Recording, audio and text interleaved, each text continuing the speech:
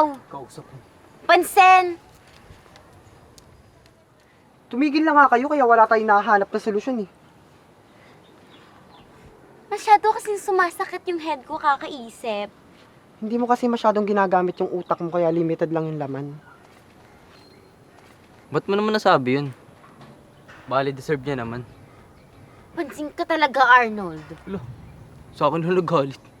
Kailangan na natin tanungin yung tita mo, Buttercup. Wrong timing ka te. Umuwi si tita sa probinsya. Pwede ba tayong bumalik dun? Yun nga ba ang solusyon? Ay lang yung naiisip kong solusyon. Ipa-bless natin yung bahay. Hindi tayo pwedeng mangialam. Lalo na't hindi natin alam kung saan nanggagaling yung multo. Kung bakit siya sumunod. Kung bakit sa atin sumunod. Doon natin siya kausapin. Nilalagnat ka ba, Jennifer? Kinukumbulsyon ka ata.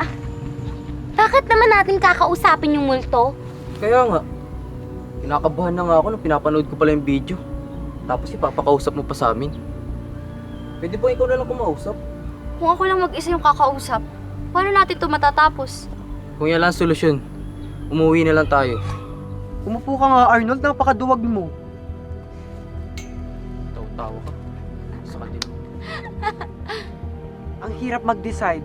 Hindi naman sa akin hinabilin yung bahay.